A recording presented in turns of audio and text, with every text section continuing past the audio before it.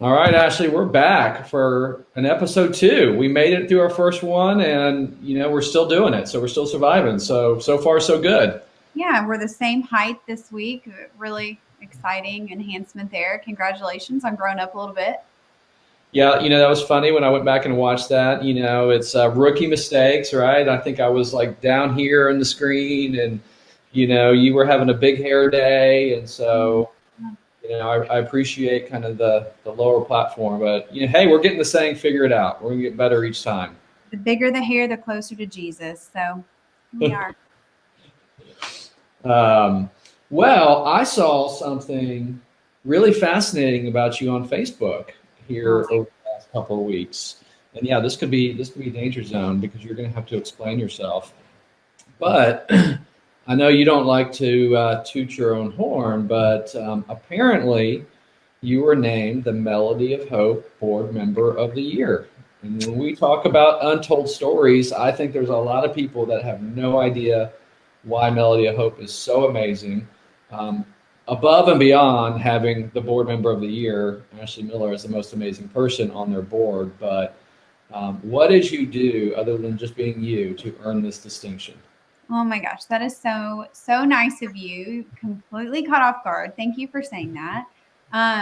For first, I guess I should really, for people maybe that don't know who Melody of Hope is. Melody of Hope was established by a good friend of mine. I always say she's my sister from another mister, but Charlie Wendell. And she felt really compelled that the music industry was kind of dark, and that you could really that music is the universal language and everybody understands it, and that we could use music to bring hope. So she had this brilliant idea that's kind of radiated throughout the city and North Texas in general, where we can pair an up and coming musician with an area nonprofit so that we give a new platform or even a bigger platform to that artist, while also allowing the nonprofit to have music at an event. Maybe it's a luncheon, a gala, a 5K, a golf tournament. We've kind of done it all at no cost to them. And so through the grants that Melody of Hope receives, we can pay the artist, and then in turn, the nonprofit doesn't have to pay for the talent. So, one of the things when I met Charlie early on is she said, something you should know about me is that I love George Strait, but I also love Lil Wayne. And I was like, you're my soul sister, right?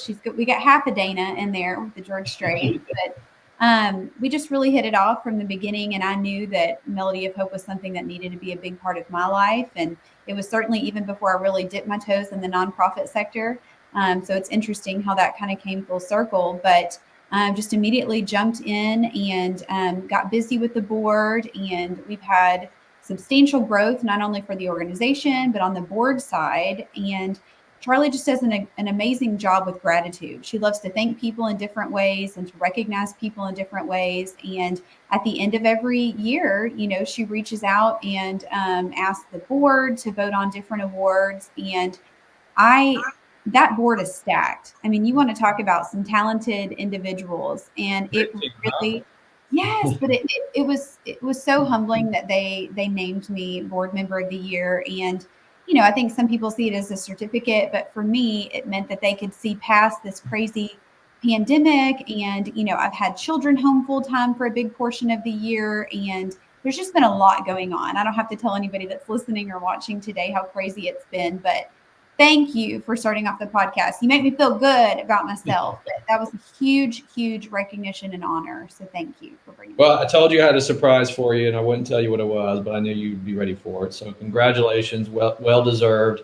I mean, this year is starting off busy, right? I mean, goodness. I mean, we're just getting started this year, and everyone kind of feels like they're shot out of the cannon from what's happening in the city, things that you're doing, family, our business is just looking like, we're kind of back to the races, which feels pretty good. Networking's happening again.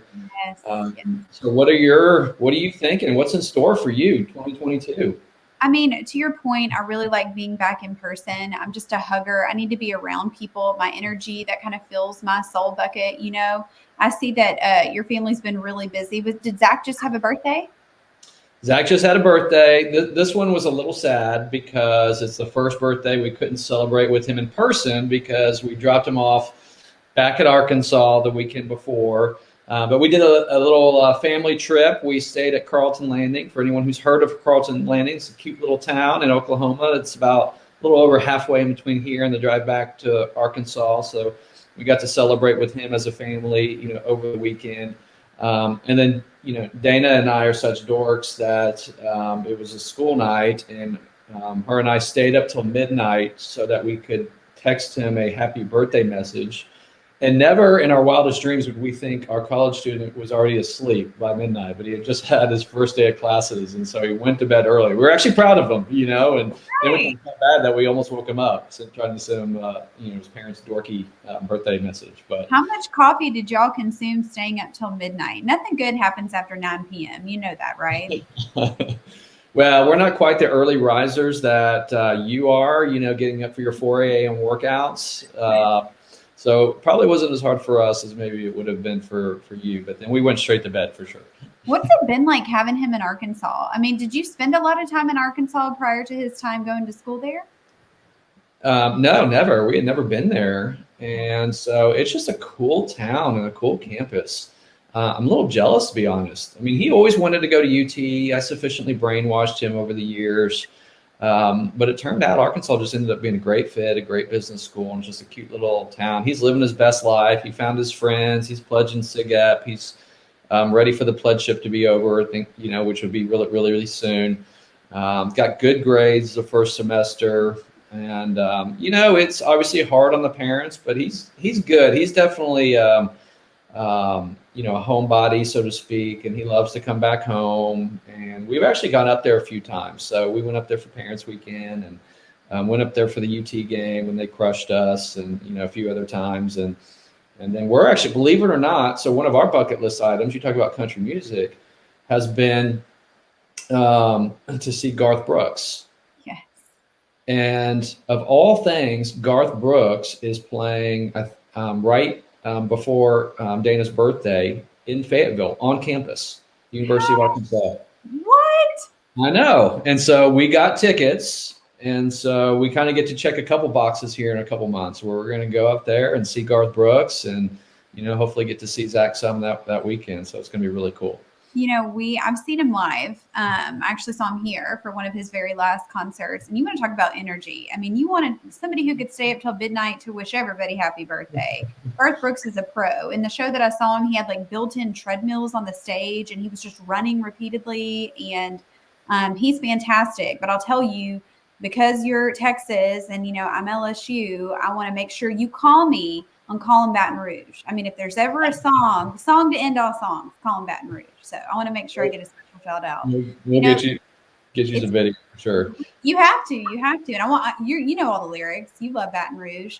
But we talk about Zach being in college. We're kind of we say such different seasons of life. We're entering kind of Finley's last year of preschool, and then I'm going to be, the mom drowning herself in tears and mimosas on kindergarten, the start of school.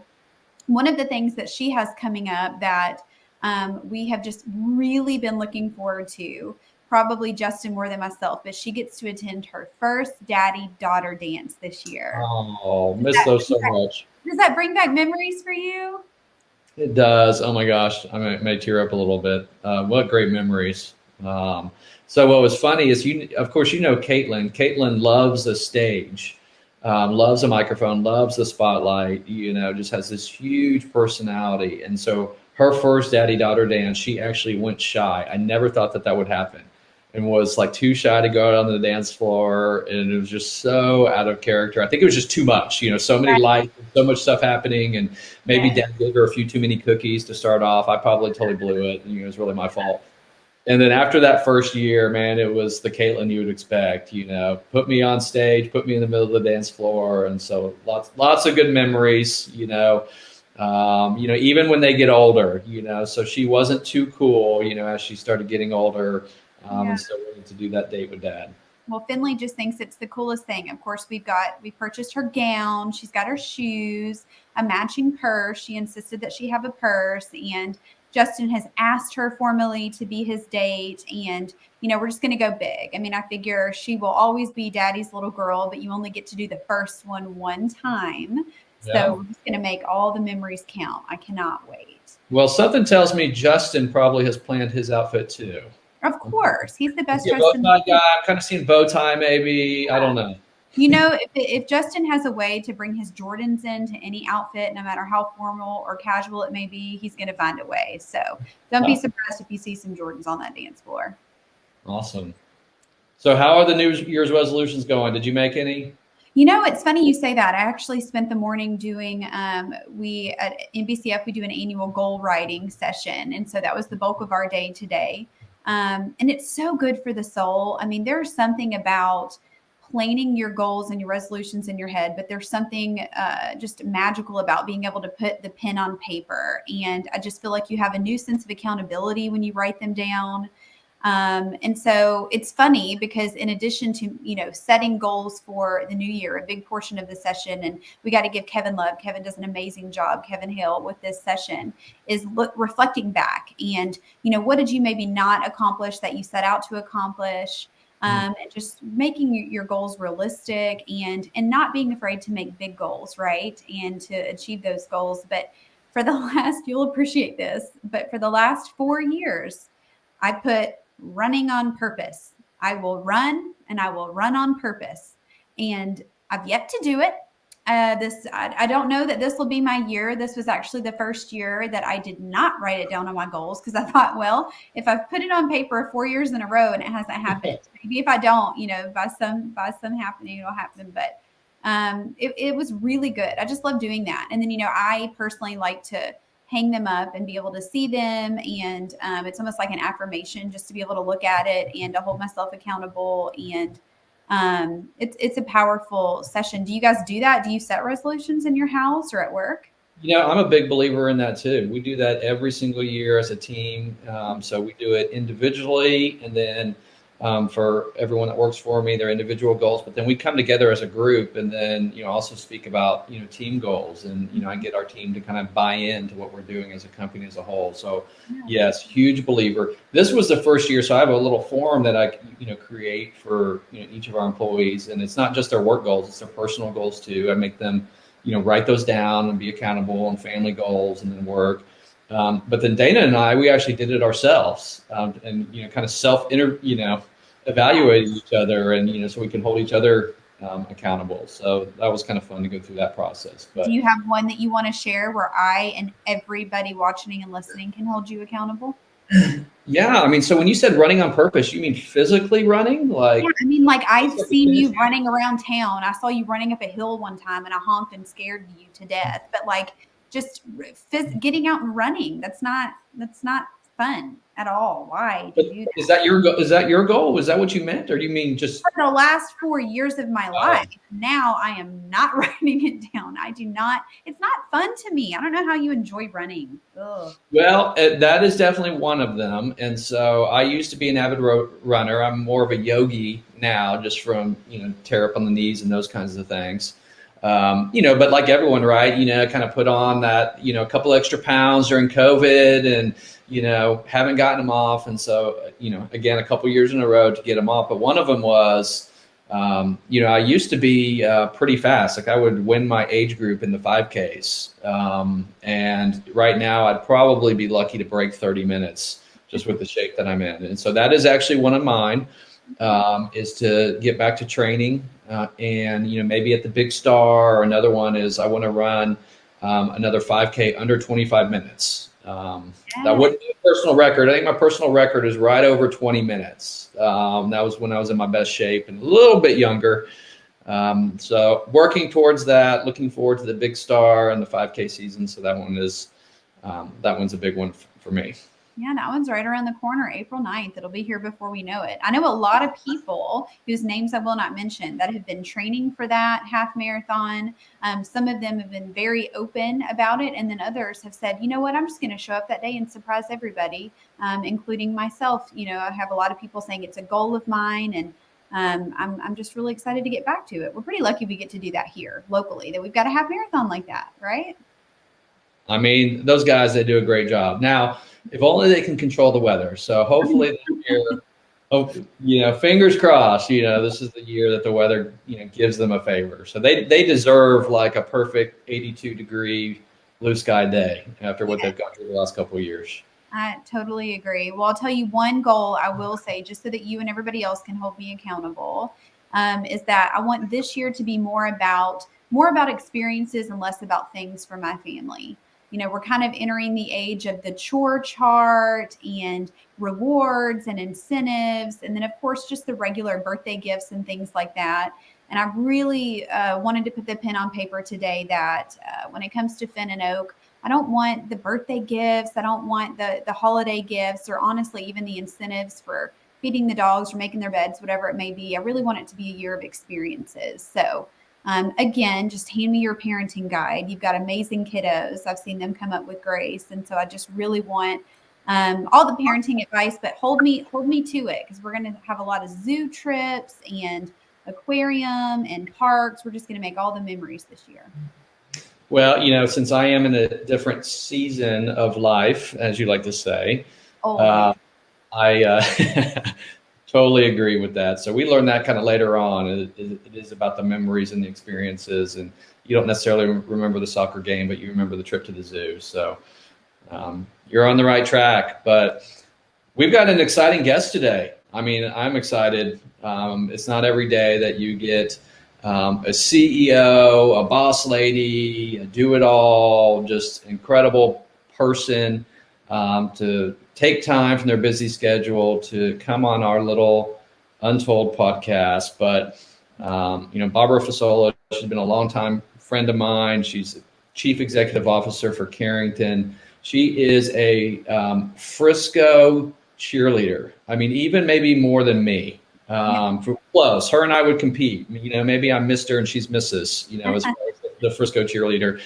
But she's been in Carrington for 28 years. I mean, we're going to hear all about her story. She's just had an amazing journey. But you know, the thing I love about Barbara is just, you know, she's always has a smile on her face. Seems always happy. Just positive energy. Just radiates out of her. You can't hear her speak and not smile and be in a good mood. So I know you've experienced that too. So without further ado, we're going to introduce Barbara and get started. So let's see if we can. Oh, there she is. Hello. Hey, Barbara, how are you? Great to see you both. We're happy to have you. No, we don't like that one. I'm gonna let you pick, Barbara. What do you like that? We like that one better? Okay. Yeah. You always defer to the ladies, you know, as far as I need my sister helping me. Good. I like thank you for the turtleneck memo. I know. Believe me, each decade I'm going up further. Me too. Let's cover it up. But I will, this weather's insane. I mean, we went from 75 this week to 30s, 40s today. I don't know what's going on. Sinus headache. I mean, I've got a little Sudafed in me, but that's okay. I'm looking at the green light. Is that appropriate? Oh, yeah. You look great. You look perfect. Yes. You know, Barbara, we have had a chance. I know you and Jeff go way back, and I would say you and I really have had the opportunity to get to know one another and become family here in Frisco over the last couple of years. But I just think you have one of the most fantastic stories for not only what brought you to Carrington, but really Frisco in general. Can we talk a little bit about that? Absolutely. I am shameless in my love for Frisco. And I also credit this great town for the growth of our company. Just the energy feeds off itself. And we moved in the year 2000. We were one of the first companies to receive economic development incentives. And that's another part of my life, another hat I wear. But I started with the company in 1988. So I heard you two talking about season of life. So I'm going to embrace that fully. And as my age will become painfully apparent later on, when we talk about other things. So I definitely am proud that I work for a company that's got a lot of female leadership. Of course, our CFO is a woman, our CIO, and myself, but we started at the bottom and worked our way up. Good old-fashioned story. I started in entry-level sales back in the day when you walked into, say, a car dealership, left your brochures and said, This is for your break room. It's a dental plan for your company. Please think about it. And lo and behold, I would get callbacks. We were in Irving at the time, and I think I went through every single car dealership, and then I'd hit the mall. And it was just a different type of selling, but it was just starting, and we were a Texas company, and we really were local, and we had just local school districts, local cities, counties. Fast forward, Grand Prairie ISD, which is still an account I have today. One of my favorites, was the first big, large group to come on payroll deduct with our dental plan. And then we were just off and running. We got the state of Texas, almost every single city, school district, county. It was really, really a great time for us. And it was more of a HMO style of dental. Mm-hmm. And then we started to grow wherever Southwest Airlines flew. That was our plan because it was affordable. And so we started the regional area and saw where their routes were, and started with those border states, and we grew regionally. And then it was through the 90s, we were a regional company until we hit 1996. By that time, I had worked into VP of sales, and we had grown the number of company employees. When I started, I was the first salesperson they hired. And by that time, from 88 to 96, we had a team. And we then decided to sell that Texas-based HMO company, a dental capitated plan, as they call it, a different model, to now MetLife actually owns it. And we were growing regionally. We made the decision to grow nationally. And that was with our PPO dental. So we have a network of dentists that sit inside an insured plan, and people are familiar with the term PPO. And in 1998, when the sale completed, we changed our name from American Dental to Carrington. So it's been the same nucleus of a lot of our company. Our CFO was our accounting clerk when we started. Now Melissa is CFO. Stuart, our chief marketing officer, was in customer service. He had gotten his degree and started it in the call center. So we really have a great background that we can say we did those jobs. And so as I feel like that helps us manage those jobs still to this day, even though it's obviously changed a lot. And in 1998, when we changed to Carrington and sold the American Dental business, we were national for the non-insured dental and vision. At that time, we were doing vision, hearing, and some other RX pharmacy. And we started off as Carrington. And in the year 2000, we decided to move to Frisco. And that was the year I became CEO of the company. And at that time, I'd been with them since 1988. So this same group grew up together and helped grow the company to a national stand. And we moved to Frisco. And I remember thinking, I was downtown living in Turtle Creek, and I remember thinking, where are we going? I've lived downtown and in those parts, Highland Park area, my whole life. And our chairman had raised his children here and put them through Frisco schools, and just said, trust me, this is going to be a good move, not only from a real estate standpoint, but from company growth. He was right. He was 100% right. We now have 3 campuses, and we've grown to be we have over 30 million members now. We have almost 500 employees, and it was really a great move. The Frisco area gave us the energy we needed to expand, have the real estate, and attract great employees. So we started to realize, and I realized quickly, that Frisco gave us the opportunity to control our destiny. And not only that, but help us do it. We had help from the city. We had help from employer partners. It just became a more business-centric town. Support from the chamber. I could go on and on. So, and yes, part-time, I probably do work at Visit Frisco. So I love it. But it's just, that's the story of the company and how we moved here. We were in various, we were at the Oryx building in the Galleria. We were in Irving. We were in Addison. So having had that experience, I had a good template to know this is going to be a great place to just rocket launch our company, which we did. And now we're one of the leading companies in non-insured employee benefits. We also do dial care, which is a telemedicine. Everyone from COVID now knows that word. It's a household word. We got into that earlier, which was fortuitous. 2016, we started the platform, the virtual Call a Doctor, which now has, we now have added Call a licensed therapist, counselor. We have the mental wellness aspect, and we also have pet, because the whole world bought pets during COVID. So we're going to launch the virtual pet. So that part of our company, Frisco, gave us the room. We added our third building to house those folks.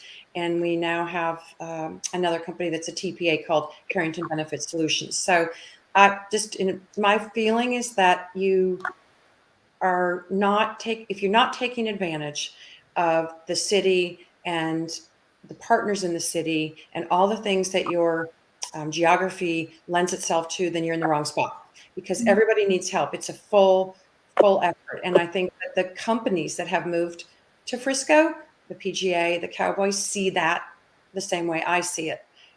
Why not leverage that? And if you're in a town that won't help you or is unhelpful or doesn't foster that, it, I think, will be a hindrance. So we just can't say enough about the partnerships here and the energy. And I participate fully in the community, try to set a good example to our employees that give back. And that could be a number of things. It could be charities. It could be simply helping at the food bank. It could be participation, giving your time.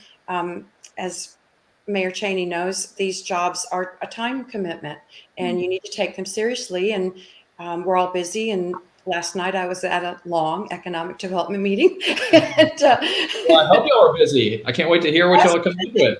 So but it helps me appreciate the quality of the management of this city. It helps me understand the pieces and how they all work together and how we're in lockstep. And I translate that knowledge to running the company. It's a whole different ballgame. It's a different business. But there are many times when I'm looking at how our cities run, and sometimes I learn things that I can apply at our company, and vice versa. Hopefully my board sees that I take the business lessons and apply them on the board. So that's the story, and lucky to have a great place to be.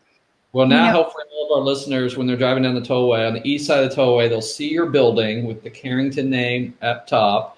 And you've literally been able to watch Frisco grow from your office window. I mean, coming here in 2000, the mall had just opened. People talk about Frisco like pre-mall and post-mall. It's like that's when everything kind of started. So definitely quite visionary there. And the thing I love about the Carrington story is it's a lot like Frisco, where the longtime leadership has been in place. You just don't have a lot of turnover. People have grown up through the organization. You talk about George Purefoy being the city manager for 34 years, and your time at Carrington and everyone else in your leadership team. That makes a big deal and difference. When you can grow together and challenge each other. And you certainly have set an example, as far as showing your employees and everyone that it is important to give back. I know that's important to you. One of my favorite stories is, Angelia Pelham, before she was council member, Angelia Pelham. She was the pastor's wife, and she was trying to get her MLK oration scholarship night kind of taken to the next level. They had done it on a small scale and given, a few $100s away in scholarships. I think the year before was $1,000 in scholarships. And so we were trying to help her grow that event. And she came and spoke at something that I introduced her at an event that I was speaking at. And you immediately raised your hand in the crowd and said, Carrington's in for a table. And it kind of took off from there. Everyone kind of looked around and said, okay, well, I'm in too.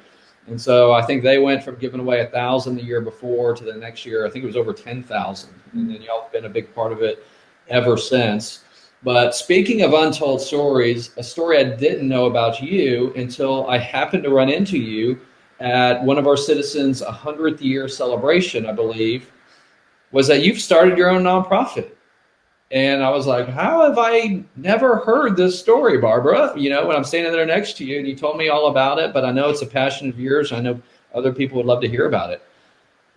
Thank you. And yes, that I was surprised that you didn't know, because I'm so quiet and shy about telling you about everything else.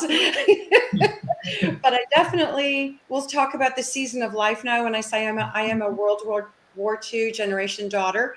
And I founded, and with the help of others now, many of who work at Carrington, have started a nonprofit called Families of World War II Veterans.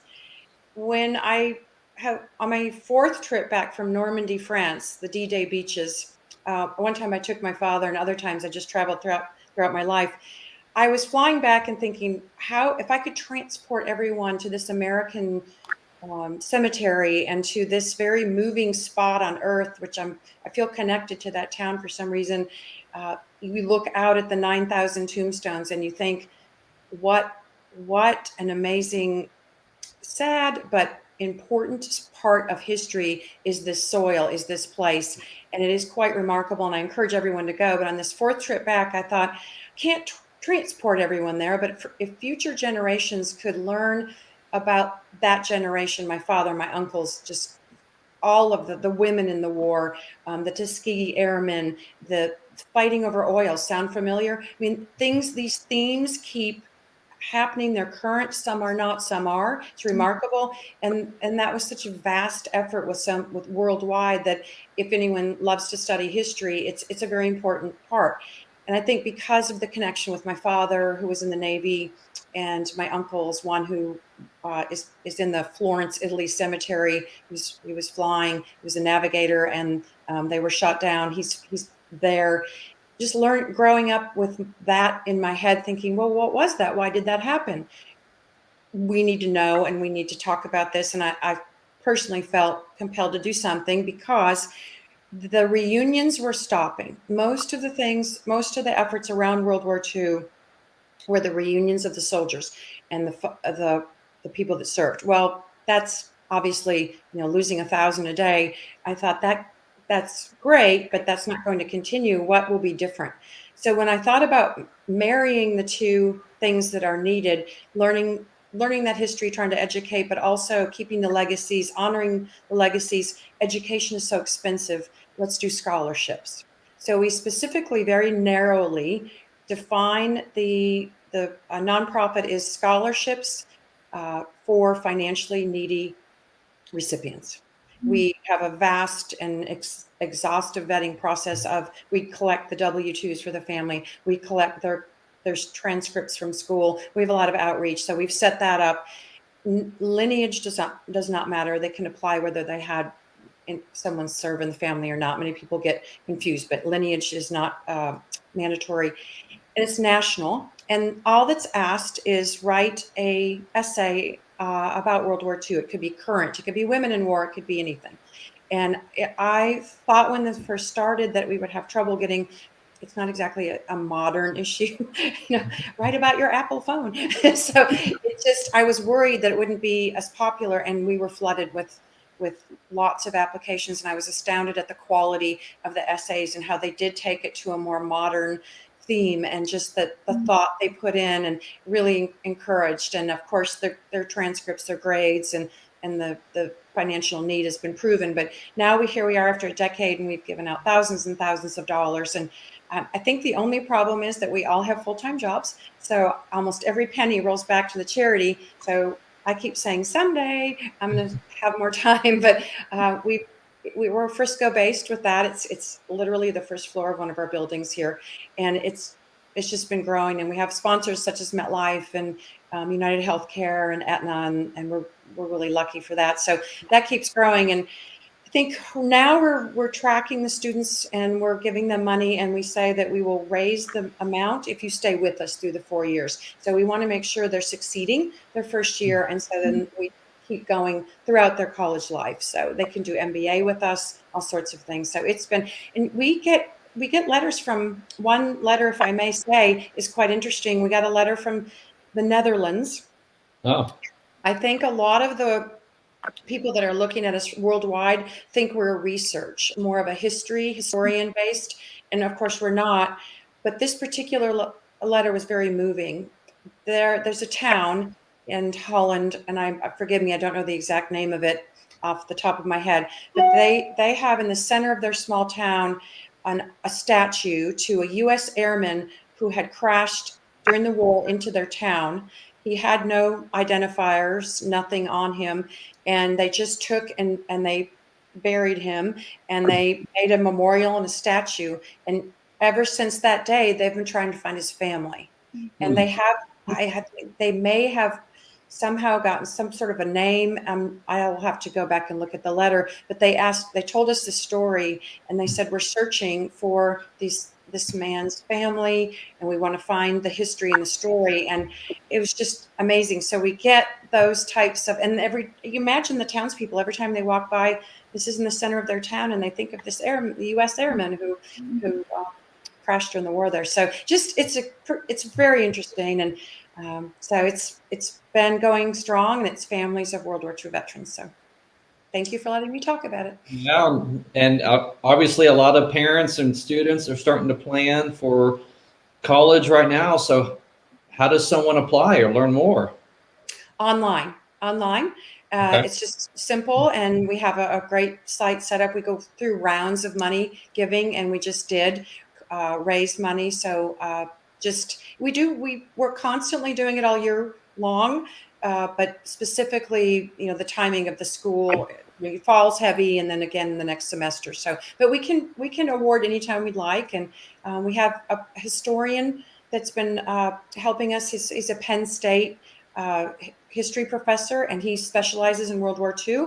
And there's some interesting aspects to our website. I'd encourage everyone to check it out. He speaks about the importance of continuing to learn about this, and it's a very popular course at Penn State, and we've had him as one of our speakers. So we're growing.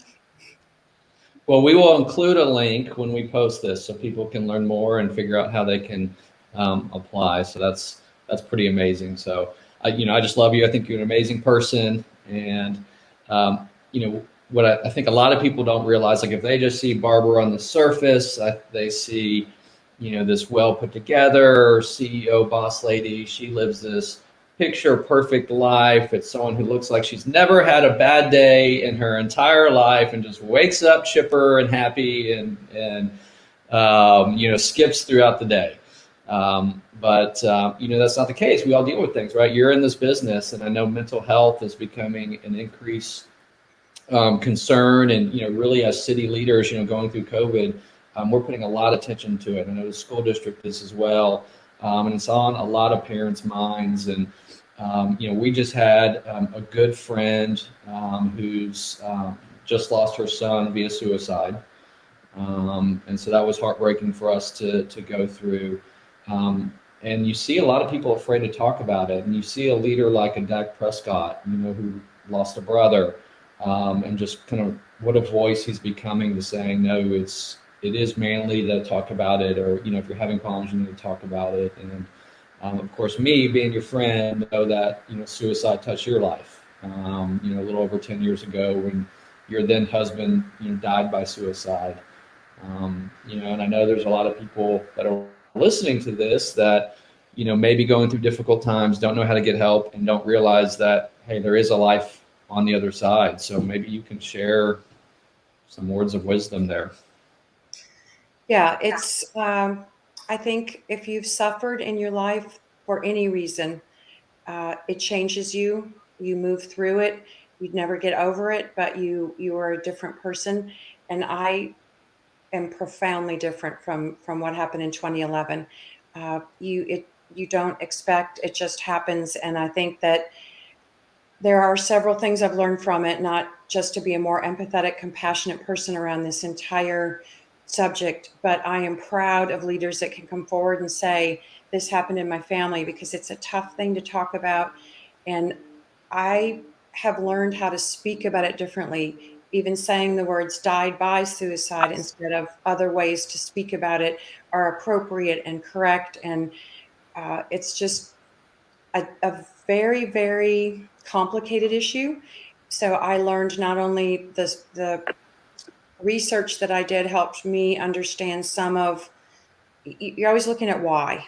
And I don't know, everyone's different. And in my case, I didn't come to any big conclusion, but I did come to the conclusion that if we can educate and talk about it and have resources available, we can chip away.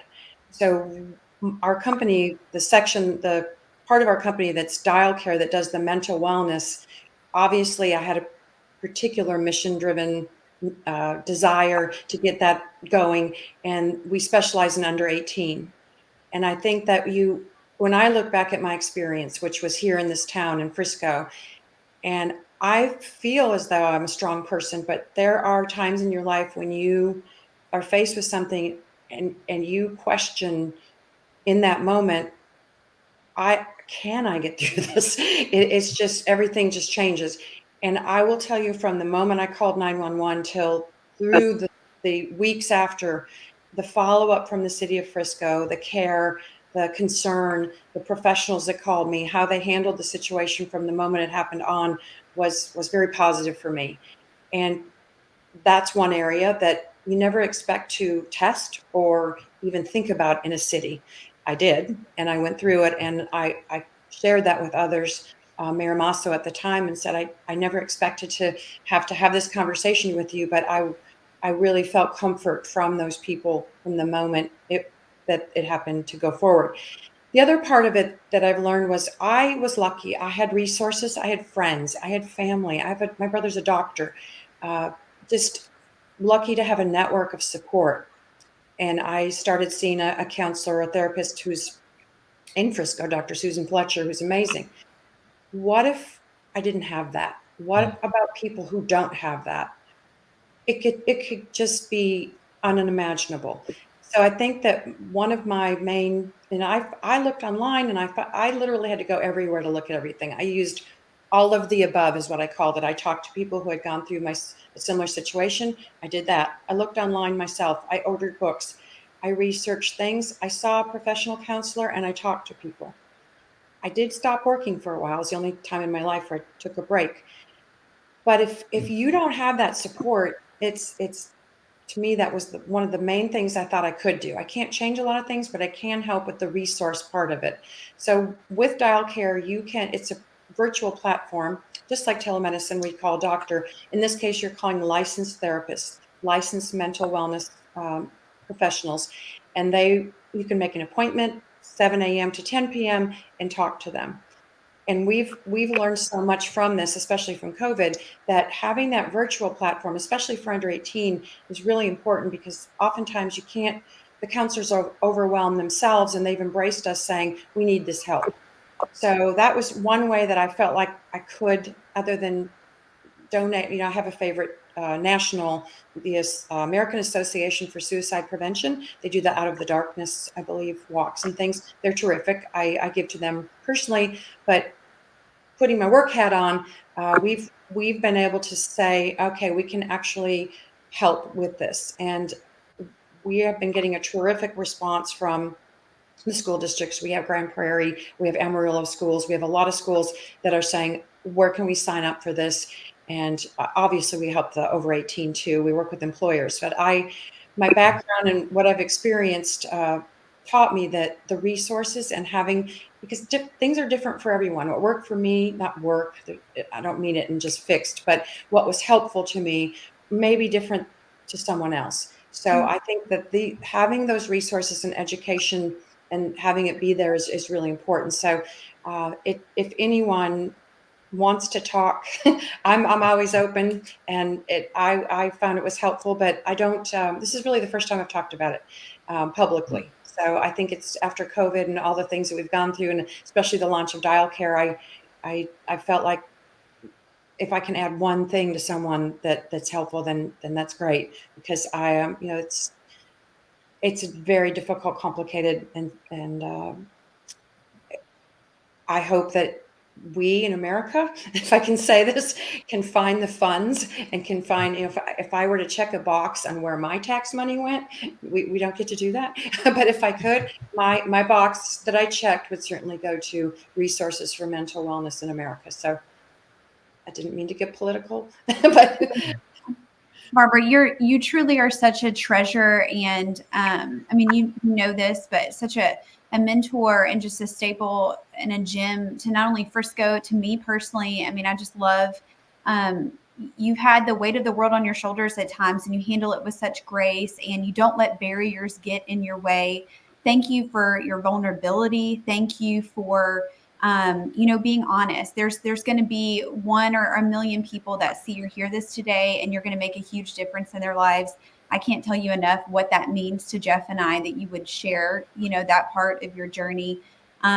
The point of this podcast is to really just let people share their heart. And, you know, one of the things that I love about you, there are so many things that set your soul on fire. I love the female empowerment, the female leadership. But, you know, there are a lot of things that you always bring things back to the power of a team, whether that's your personal, your professional. We've talked a lot about you think it's important to be curious in life. Let's talk about some of the things that set your soul on fire, some of your hobbies and your interests. I think it's so interesting. You play the guitar. Let's start there. Not extremely well, but yes, I think I started when I was 12, and it was one of those things where I had to choose between competitive swimming and guitar. And my parents said, well, you can't do both, whether it was money or time. And I chose swimming, which was a great track because it led me into, when I moved to Dallas. I grew up in Minneapolis, Minnesota, and I moved to Dallas in 1982.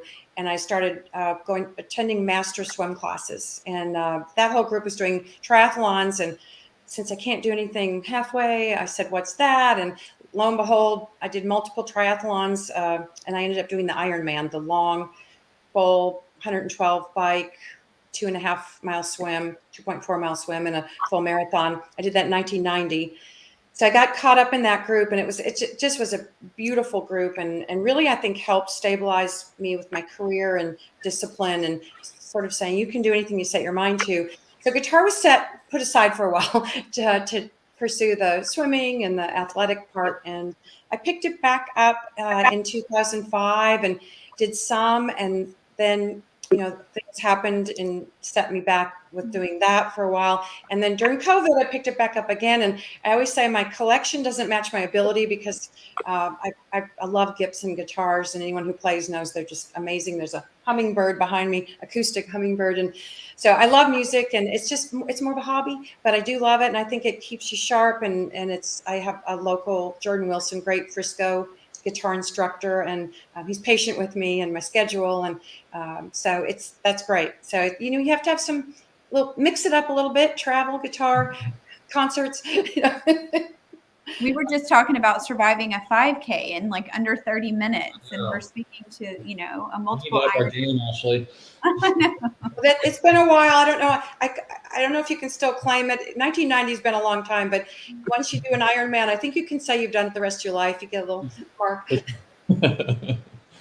I don't know. Maybe we need to hook her up with Melody of Hope. We were just talking about that. We need to get Barbara on the stage. I know. I just feel like it was the perfect intro to our guest. And, Barbara, I do think that we would be remiss before we let you go today to, Jeff Grill Talk time. Sorry about this, but there are going to be a lot of women that watch this and that listen to this, and they're going to say, how in the world does she do it all? I mean, again, just your resume, your heart, the time that you give back to this community. You never let barriers stand in your way. You've told me in the past about people telling you, I've got the man for the job. And you're like, I'll show you the man for the job, right? What would you say to women listening today that maybe just don't feel like they've got it all together, or that they can accomplish everything? I think it's taking advantage of opportunities and having the positive. If you can be positive and approach something as what's the solution? If you present a problem, present the solution at the same time. It may not be perfect. It may not be the right one, but present it. People will listen. They'll start to take notice. That's a results-oriented, driven person that's at least thinking about what the end looks like, and people will respond to that, no matter who you are, no matter what you are. And I never saw that barrier. I'm lucky to work for a chairman that just is just completely open to who's the best person for the job. But I would say to other women, gain strength from each other. We get along beautifully. Our to have a C level that's CIO female, CFO female, CEO female, and many of the top other executives are women. We somehow sometimes I have to say to them that they're thinking of others first, and sometimes I actually have to say, no, what do you want? And it's really from respect and understanding that they don't have to worry about territory, or the things will happen. So I think it's just more positive attitude, thinking about solutions. And my husband has a great saying, assume positive intent. And he reminds me I need to do that more. But I think that's true of anyone. And if you feel that someone has, even if something's bumpy or something's wrong or they make a mistake, that there was not ill will, the outcome's going to be good, because you're both coming from a feeling of, I know you didn't mean to do this. And for the most part, he's right. It sets the plate really well. So I'll give him credit. I didn't say it myself, but it's right. It's a hard thing to do. Often when something goes wrong, it's easier to blame. It's easier to rattle off the challenges, and it's hard to reset and say, that's great, but what do you think? How should we get out of it? And this, to me, it's not even a man-woman thing or gender. It's just people will gravitate toward that leadership that's encouraging, empathetic, inclusive, teamwork, and exciting. You want to be on a team where it's fun to win, and make it fun. So good. This is Barbara's TED Talk. This is going to be a podcast that I go back and take notes on, that I go back and watch time and time again. I just don't think we could have really ended our day with a better guest. And Barbara, we know you're busy. We know that you give so much of your time, talent, and treasure to this city. And thank you for sharing a piece of that with us today. Jeff, anything else before we let Barbara get back to her busy schedule this afternoon? No, we just appreciate you and your leadership here in this community. And I don't know, we could chat all day. I mean, I know there's a lot of stories you can tell, but thank you for sharing a part of it here with our listeners here on Untold. Thank you. I love working with both of you and love what you're doing. And I can't wait for the next podcast. And I'm honored that I was a part of this one. So thank you. All right. We'll talk to you soon, Barbara. Bye. Bye.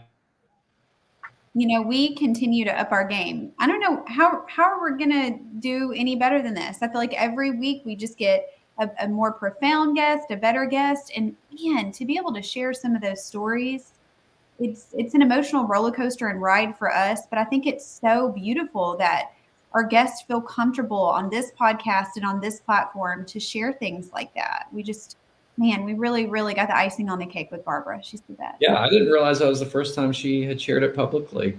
And so that's what this podcast is going to be. Who was the old ESPN person? He was in Jerry Maguire. We said, you're not going to make me cry. Where you used to always get the athletes on there, and then they would always end up crying because they start telling their story and peeling back the onion. That's our goal, is we need to make somebody cry. We got close there on that one, I think. Yeah, well, I was about to cry. I'm glad I had waterproof mascara today. But, before we go, I know we're getting close to time. Any gems in the community you want to highlight this week? Well, I know this was all about Barbara, but I did want to give a shout out to her husband, Ken, who is also an incredible leader in the community, in the business community in his own right. But today was Barbara's day to shine. So sorry, Ken, about that. Clearly, we need to update or up our game on our goals this year when we're talking about 5Ks and she's talking about Ironman. She pretty much dunked on us with that. So who would have known that was coming? But yeah, speaking of her World War II initiative and scholarships, just kind of being mindful of all the great work that's happening here in our veteran community. Council member John Keating, who's a veteran, kind of runs the mayor's veteran advisory committee, and with their work, just so much has happened. Chuck Wright, with his work to get the Gold Star Monument, out in Frisco Commons, and the list just goes on the great work happening here. But one person I want to give a shout out is someone who's usually behind the scenes, and his name is Eddie Camacho. And Eddie is a longtime city employee, been here for 20 plus years, working in our parks department, and just a great guy. Everyone loves him. And he actually took the lead in helping do all the work at Frisco Commons, which was the Gold Star Monument. It was putting a new roof out there and was an integral part of that process. So much so that myself and City Council gave him our annual award. It's called the Mayor's Award for the Employee of the Year. And so just a lot of work. and his family was just so excited and happy for him. So shout out to Eddie, Chuck, John, everyone, Rob Altman, all the people that Sheena Lawless, the list goes on and on, of all the great work happening here to support our veterans. Yeah, we're better because all of them. And congrats to Eddie again. That's a great shout out. Quickly before we go, I just wanted to, so much of what we talked about today was intertwining, and a name that just kept coming to mind for me was Ernest Morgan. So many of us know Pastor Ernest. That's my brother, I'll tell you. But we talked about Melody of Hope. He serves on that board alongside myself and many others. He will have representation at Texas Big Star this year. I just think of him so frequently. He's a cheerleader. Ernest is somebody who will text me on a daily basis just to say, I'm rooting for you, captivate your day. He's just above and beyond being a motivational speaker and a pastor. He's just a great person. He's kind of been beside our family through thick and thin, and it's been so exciting to see his success and just to see, kind of his journey from car salesman. We all kind of knew him as the guy standing up at the chamber, giving his elevator pitch, to seeing him start his church alongside his beautiful wife and family, and just how fantastic that's been. And then really the way to everybody's heart, his barbecue. I mean, yeah. Ernest, it's been fantastic to see the growth. Jeff, I really want to try to get Ernest on a podcast soon to tell his story. He just fantastic journey that a lot of people may not know about. I'm going to reach out to Ernest and see if we can't get him on the next podcast. That would be a great untold story. And I know Ernest well, but I'm sure there's a lot of things that I would learn about his journey. And his barbecue is the best. It's great. We've actually hired him to do some parties here at our house, a football watching party. And you're right. He always sends me texts that are uplifting, and it's always at the exact time that I needed it. Somehow I don't know if he's got to log into my phone or something, but somehow he knows I needed to be uplifted that day, and he reaches out at the right time with the right message. So yeah, we need to get him on the show for sure. Ernest is our tangible God wink. I'll tell you that. He's what we all need at all the right times. I will reach out to Ernest, and who knows, maybe the next time we're here together, we'll be welcoming Ernest to the Untold table. That would be great. All right, Ashley. I'll see you next week. Have a great week. Good. Another great week. Thanks, Jeff. We'll see you soon. Bye.